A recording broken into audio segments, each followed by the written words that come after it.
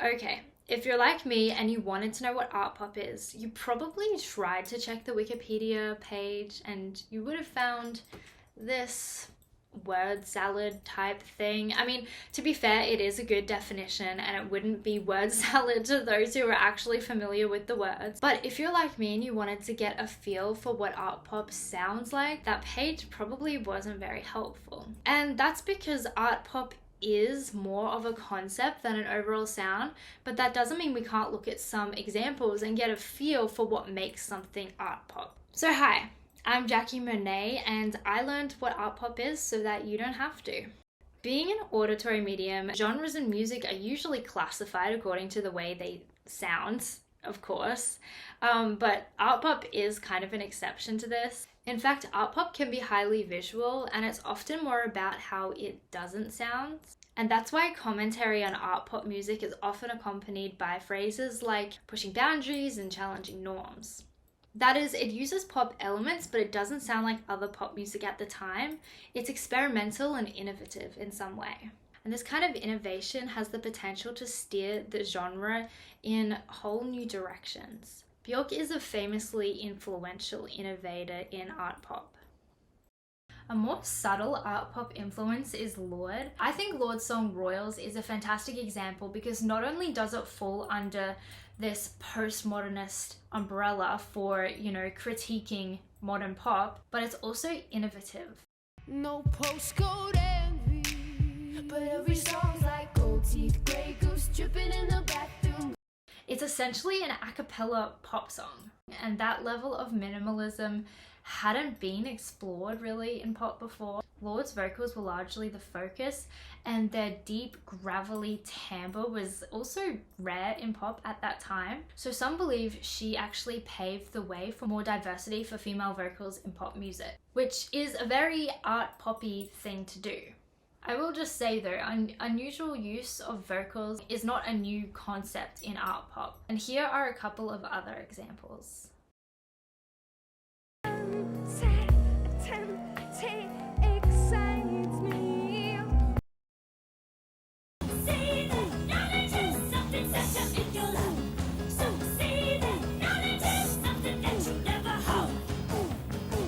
So speaking of Kate Bush, Kate is a classic art pop icon. The clip playing is from Running Up That Hill, and as you can see, the music video is set up like a play, highly theatrical.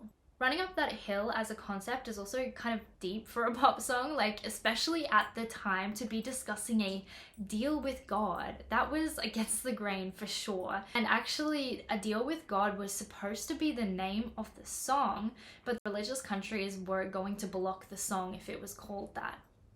Overall, the discography of Kate Bush is peppered with existentialism, theatre and inspirations from literature throughout, hence earning her the title of art pop queen. Now that I know a bit about art pop, I wanted to end with an example of art pop in my own music taste that I've been able to identify, namely Melanie Martinez. Her sound is unmistakably pop. Picture, picture, smile for the picture, pose with your brother, won't you be a good sister? But her themes are, I can't help but feel like they're designed to make the listener uncomfortable, which is a distinctly art kind of goal to have. Not to mention her avant-garde visuals and costumes, but even more than that, I think the storytelling and world-building aspect of her albums makes each of them a complete artwork in their own right. What all of these examples have in common is that they deviate from the mainstream while still being able to compete with it. Art pop often incorporates media beyond just audio. It's often theatrical and critical and existential. It's not just a song, it's an experience. I mean, it's in the name. I think a song is art pop if it's an artwork in and of itself. But anyways, if you made it to the end, I really appreciate it. This is my first content ever, basically. Probably gonna do quite a bit more content like this. This whole channel is gonna be revolving around the fact that I am trying to learn music in my mid-20s, something that I have always wanted to do, and now I'm finally doing it. And I do plan on making videos about what I learn along the way, so if that's something that you think you'll find interesting, please be sure to be one of my first subscribers and follow and subscribe, whatever happens on here. Anyways, thanks for watching. Goodbye.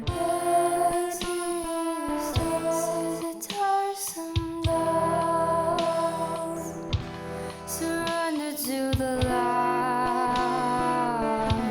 and you'll understand.